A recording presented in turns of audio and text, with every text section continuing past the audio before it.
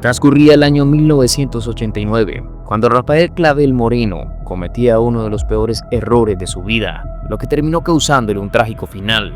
Y es que este hombre, de nacionalidad venezolana, subestimó el alcance del capo a quien traicionó. Se creía un Casanova, un gángster, y terminó siendo alcanzado por sus ingenuidades. Un miembro de alto rango del cártel, pronunciado en su época, terminó causándole y dándole una lección inolvidable, propagándole al mundo que con este capo nadie se metía. Hoy, desde Narcocrónicas, te contaremos la historia de 5 sujetos que creyeron que lograrían burlar los cárteles y su vida seguiría como si nada. Número 1. Eric Tadeo Ramírez. Su imprudencia tuvo lugar por una llamada telefónica. En su egolatría, terminó vociferando afirmaciones simples que le costaron todo a este sujeto. Era el día 24 del tercer mes del año 2023 y el episodio tuvo lugar en Laredo, Texas. Eric conversaba con una chica que en un inicio parecía algo muy casual, pero muy pronto cruzaría el límite de la tranquilidad y se tornaría riesgosa. El hombre afirmó que se había hurtado una cifra de $50,000 a miembros del cártel de Noreste. En realidad, habló de más. No tenía necesidad de comentar eso y subestimó que esta organización era una facción del que fue considerado el cártel más violento de la época en el 2008, los temidos Zetas. Por lo tanto, los miembros del cártel Noreste estaban acostumbrados a la crueldad para con sus enemigos. ¿Cómo no iba a ser motivo de enemistad si Eric contaba esto a la chica? Muerto de la risa, una burla directa que afectaba la honra criminal de este cártel, Ramírez se sentía seguro en los Estados Unidos y decía que allá era intocable.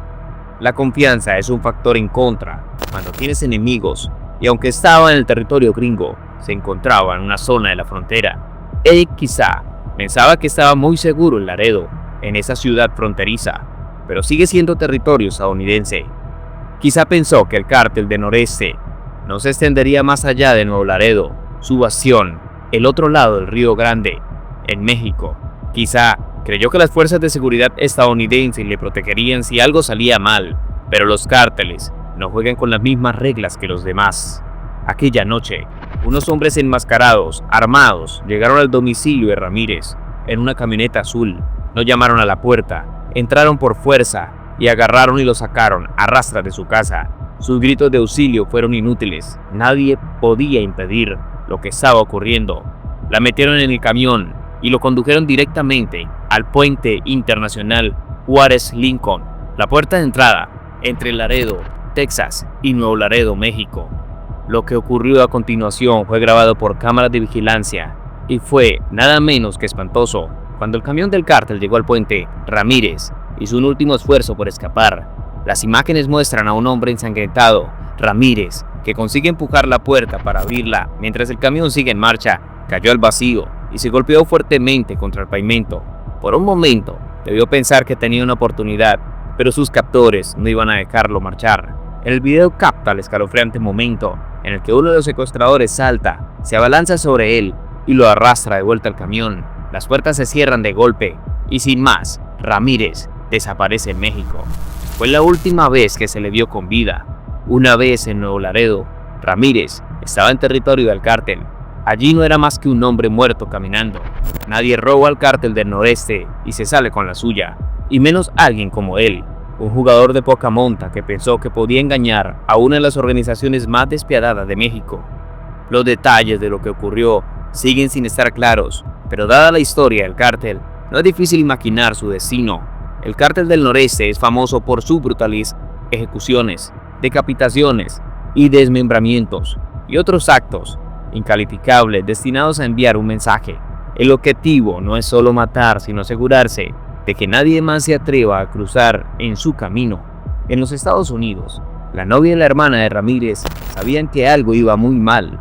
Denunciaron su secuestro a las autoridades y pronto intervino el FBI. Con la violencia de los cárteles extendiéndose por las ciudades estadounidenses, no se trata de un secuestro al azar, sino de un grave problema de seguridad. Los investigadores trabajaron con rapidez y no tardaron en detener a un sospechoso, Jonathan Cabriales, un hombre con conocidos vínculos con el cártel del Noreste. En el interrogatorio, Cabrioles admitió su participación en el secuestro, confirmó que Ramírez había robado dinero al cártel y que esa era su consecuencia. Pero incluso con la detención, habían pocas esperanzas de encontrar a Ramírez con vida. No era la primera vez que un cártel se adentraba en los Estados Unidos para vengarse, y no sería la última. Los cárteles llevan años operando en ambos lados de la frontera, utilizando las ciudades estadounidenses como centros de distribución de drogas y blanqueo de dinero. Pero casos como el de Ramírez ponen de relieve algo aún más aterrador. Los cárteles no solo trafican con drogas, sino que llevan consigo su violencia. Durante décadas, la gente ha creído que estar en los Estados Unidos proporciona cierto nivel de protección frente a las represalias de los cárteles. El caso de Ramírez rompió esa ilusión. Su destino demostró que si un cártel quiere llegar hasta ti, no hay frontera ni fuerza de seguridad ni escondite que pueda detenerlo. Lo que hizo especialmente trágico el caso de Ramírez no fue solo cómo acabó, sino lo fácil que podría haberse evitado. No era un personaje de un cártel de alto nivel, ni uno de los principales implicados en el tráfico de drogas. Era solo un tipo codicioso que cometió el error fatal de pensar que podía ser más astuto que una de las organizaciones criminales más mortíferas del mundo.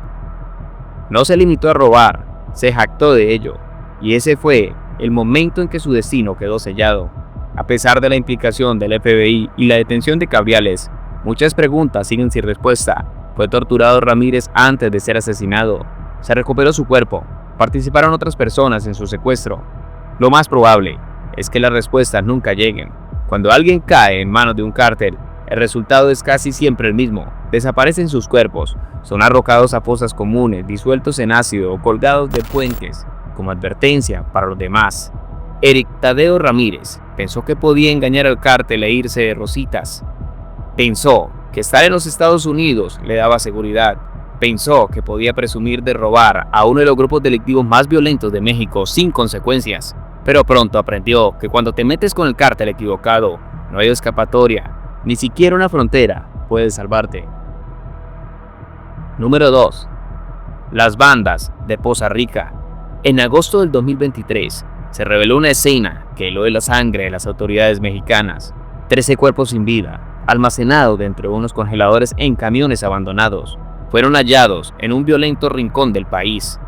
Junto a ellos, un mensaje firmado con las siglas CJNG, dejando claro quién estaba detrás.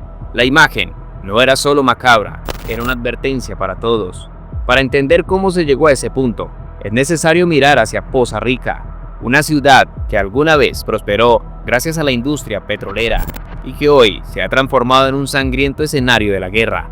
Las bandas locales luchan por sobrevivir mientras el cártel Jalisco Nueva Generación, con su habitual violencia despiadada, intenta tomar el control total. Esto no era una disputa común por un territorio, era una confrontación entre un imperio del narco con presencia internacional y redes criminales locales aferradas al poder. Sin embargo, los cadáveres que comenzaron a aparecer uno tras otro eran evidencia de que el CJNG estaba tomando la delantera, sembrando terror a su paso. Bajo el mando de Nemesio Ceguera Cervantes, alias El Mencho, o el Señor de los Gallos, el cártel Jalisco Nueva Generación no entra en negociaciones. Su estilo es simple: eliminar al enemigo, y aunque Poza Rica no iba a ser la excepción, el panorama fue distinto a otras conquistas.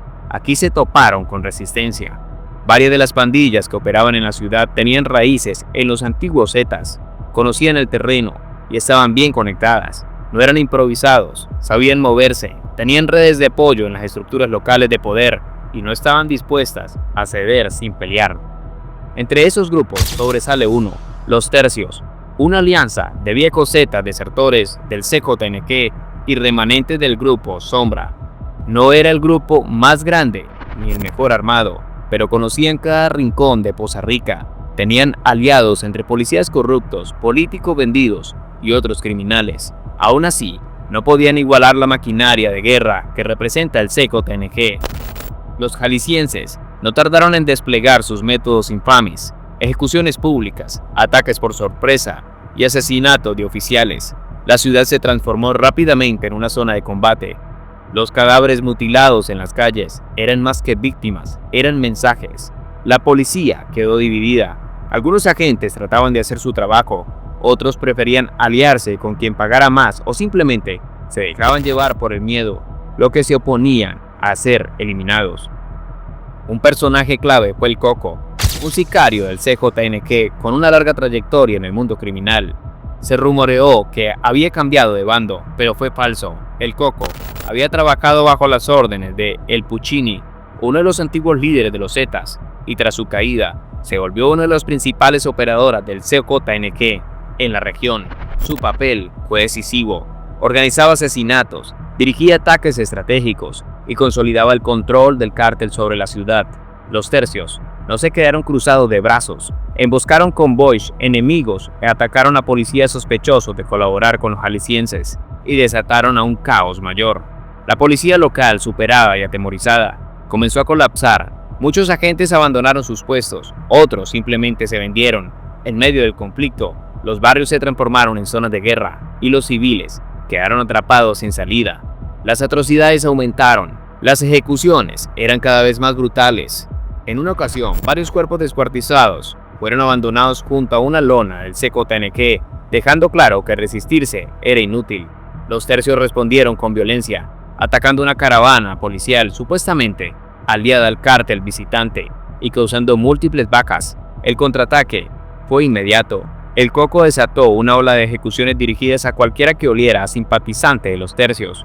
Aunque la resistencia era feroz, el cártel Jalisco Nueva Generación era más grande, mejor financiado y más despiadado. La balanza comenzó a inclinarse definitivamente a su favor. A punto de quiebra llegó precisamente en agosto del 2023. El CJNQ lanzó una ofensiva devastadora que aniquiló a líderes clave de los tercios. Luego persiguieron a funcionarios, empresarios y políticos sospechosos de apoyar a la resistencia. Poza Rica quedó al borde del colapso. Ante la presión, el gobierno mexicano respondió con una operación militar masiva, capturando a varios integrantes de ambos bandos, entre ellos cabecillas importantes de los tercios. Sin embargo, la ofensiva llegó tarde, el daño ya era irreversible. El CJNQ había triunfado, había dejado claro que podía doblegar a cualquier grupo y que no había fuerza local capaz de detenerlo. Para la población, no hubo ningún vencedor ni paz, solo miedo. Los comercios cerraron, familias enteras huyeron. Los que permanecieron aprendieron a sobrevivir bajo el yugo de una organización criminal que no perdona. Aunque algunos rezagados de los tercios aún operan en las sombras, la batalla está perdida para ellos. Poza Rica ya no les pertenece. El CJNQ se impuso y su dominio sobre la ciudad es ahora incuestionable. La guerra dejó heridas profundas y el eco de la violencia sigue retumbando entre sus calles. Número 3.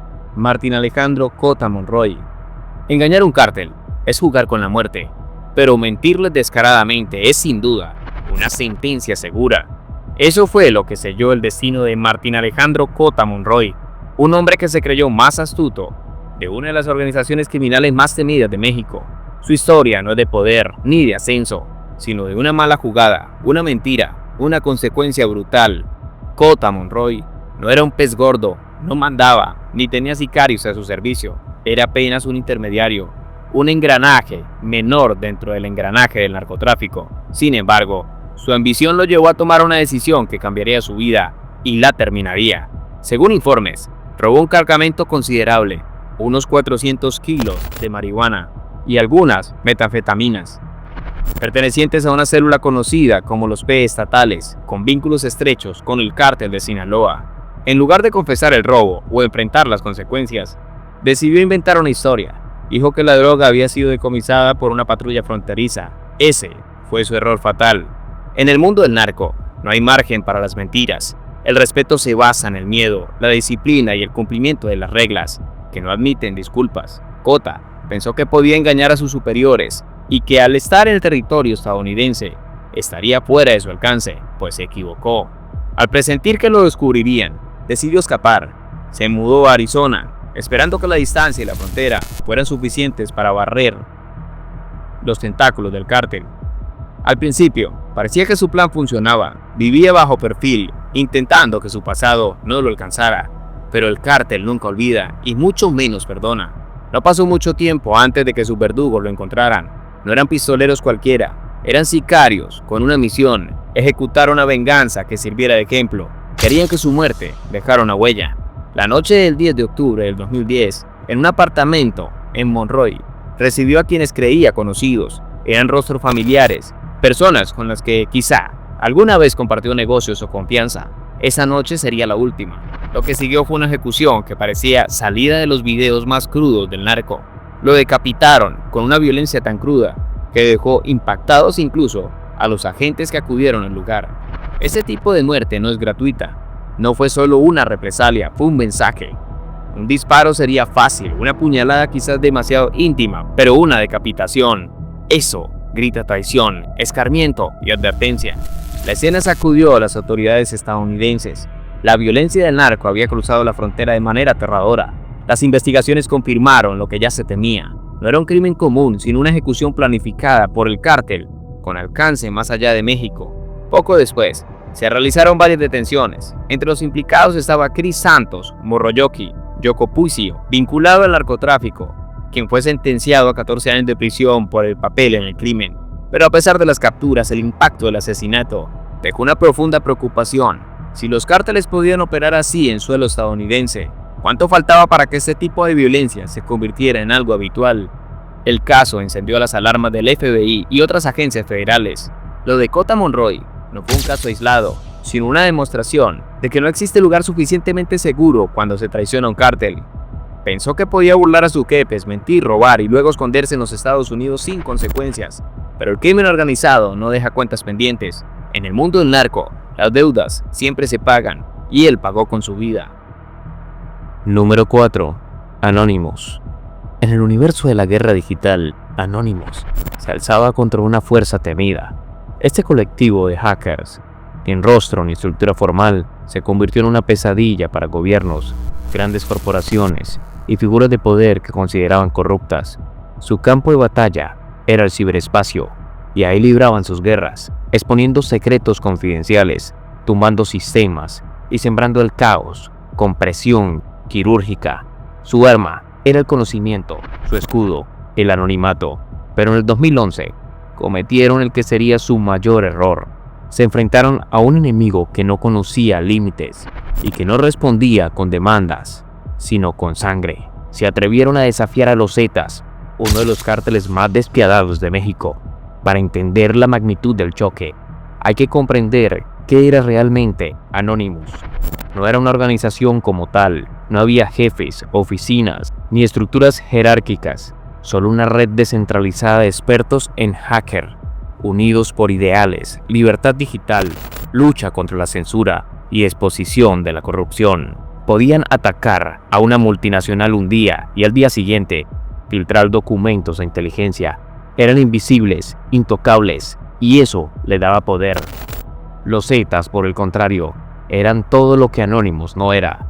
Surgidos a finales de los 90 como un grupo de exmilitares de élite que se convirtieron en sicarios del narcotráfico, su reputación se forjó a base de sangre, control territorial y un terror tan metódico como salvaje.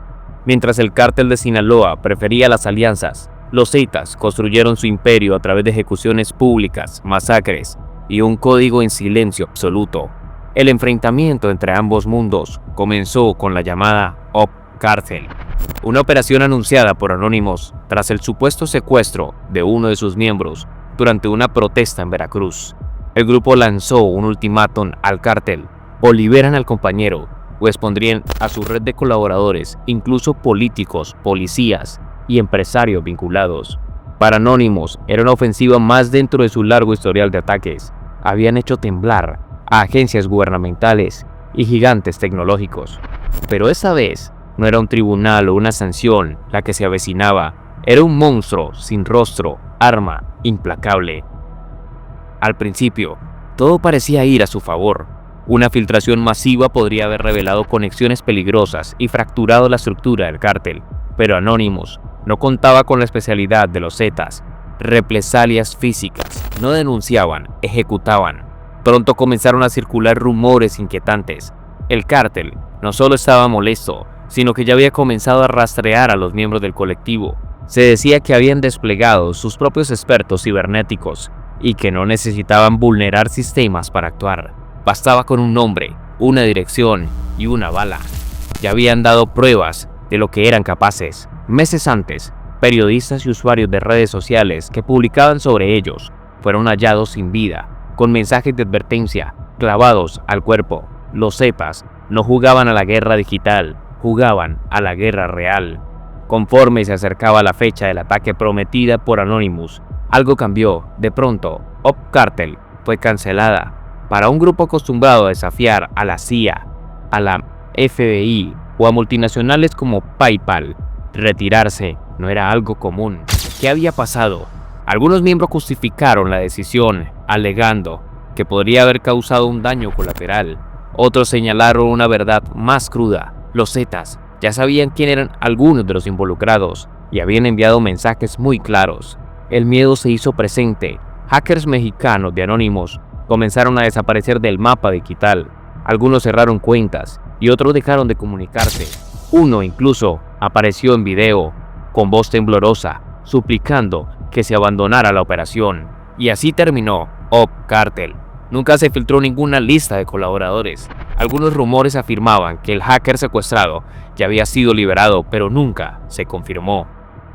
Lo que sí quedó claro fue que Anonymous había calculado mal. En el mundo digital eran gigantes, pero su oponente no jugaba en ese terreno donde ellos atacaban con información. Los Zetas respondían con muerte. Después del episodio, Anonymous volvió a sus causas habituales: luchas contra la censura, ataques a gobiernos autoritarios, denuncias de corrupción, pero jamás volvieron a poner la mirada en un cártel mexicano.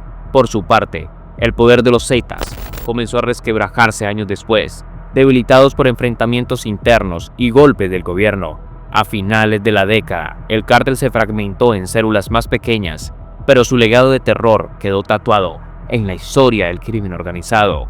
La historia de Anonymous contra los Zetas es una advertencia brutal. No todas las guerras se libran tras una pantalla. La red puede ser el campo de batalla, sí, pero hay enemigos que no necesitan conectarse para encontrarte. Y esta vez, quienes se retiraron no fueron los narcos, fueron los hackers. Número 5. Rafael Clavel Moreno. En 1980, Héctor Luis "El Güero" Palma tomaba posición por los cárteles de la droga. Se consolidaba como un narcotraficante muy reconocido. Para el 89, se iniciaría una guerra sin precedentes, en el que Palma conformaría con otros aliados el cártel de Sinaloa. Sin embargo, lo que le esperaba era muy oscuro y quizá lo que ninguna persona con tanto poder lograría imaginar. Un infierno sin antecedentes, y los que pagarían los platos rotos serían su familia. Durante su tiempo encuartelado, su esposa, Guadalupe Leija Serrano, desapareció junto a sus 2 hijos. La mujer había ido con un hombre llamado Rafael Clavel Moreno. Lo que parecía un romance cualquiera, pronto se revelaría como una traición monstruosa y calculada. Una jugada que desató una de las venganzas más despiadadas en la historia del narcotráfico. Rafael Clavel no era un capo de renombre, ni un sicario de alto perfil. Era un criminal venezolano ambicioso y sin escrúpulos, que vio en Palma una oportunidad para enriquecerse. A diferencia de otros que construyen poder con paciencia, Clavel quiso robarlo todo de una sola jugada. Y como suele pasar con los que quieren jugar con fuego, acaba reducido a las cenizas. Clavel sedujo a la esposa del Güero y la convenció de traicionar a su esposo. Con su ayuda, vació las cuentas del capo sinaloense, sustrayendo cerca de $7 millones. Pero su traición no terminó ahí, fue más allá, mucho más allá. Después de obtener el dinero, Clavel asesinó a Guadalupe, la estranguló dentro de una de las habitaciones de un hotel en San Francisco, aunque más tarde circularon historias sobre una supuesta decapitación. Lo cierto es que el cadáver fue abandonado en un paraje natural, como si se tratara de basura. Y entonces, el crimen dio un giro aún más macabro. Clavel tomó a los 2 hijos pequeños de Palma, Jesús y Natalie, y los llevó consigo a Venezuela. Una vez allí, los arrojó vivos desde un puente, ejecutando uno de los actos más crueles jamás cometidos contra la familia de un narco. Ni los propios sicarios, acostumbrados a la violencia, podían comprender la brutalidad de este acto. Lo que Clavel no entendía era que en el mundo del crimen organizado hay líneas que ni siquiera los más salvajes se atreven a cruzar sin pagar un precio. Palma, consumido por la rabia y el dolor, activó su red de contactos dentro del cártel de Sinaloa y juró venganza. En un inicio, Palma sospechó de su antiguo jefe, el líder del cártel de Guadalajara, pero luego se esclareció y se supo que ese hombre había actuado bajo órdenes de los Arellano. Los hombres del Güero siguieron a Clavel hasta Venezuela. Uno a uno fueron eliminando a todos los que rodeaban, cómplices, amigos, socios, hasta el casero que se alquiló la habitación. El círculo se cerraba. Finalmente, Clavel fue capturado y enviado a una prisión en Caracas. Allí, dentro de la justicia del narco, hizo su parte. Fue violado, torturado con saña, apuñalado y finalmente castrado antes de dejarlo morir lentamente, abandonado como un despojo humano. El cadáver de Clavel fue arrojado sin ceremonias. No hubo entierro ni epitafio, ni rendición, solo un mensaje claro. Quien traiciona a un hombre como Palma no encuentra perdón ni olvido. Rafael Clavel creyó que podía jugar con fuego, seducir a una mujer ligada a un capo, robarle millones y eliminar a sus hijos como si fueran obstáculos. Pero su ambición no era más que una estupidez disfrazada de audacia. Su final no fue el de un estratega ni el de un líder criminal, fue el de un ladrón oportunista, un manipulador que no entendía realmente el mundo en el que se había metido. Su historia no es un ejemplo de poder, sino una advertencia. En el narco, la traición se paga con sangre y no hay crimen más imperdonable que destruir a una familia.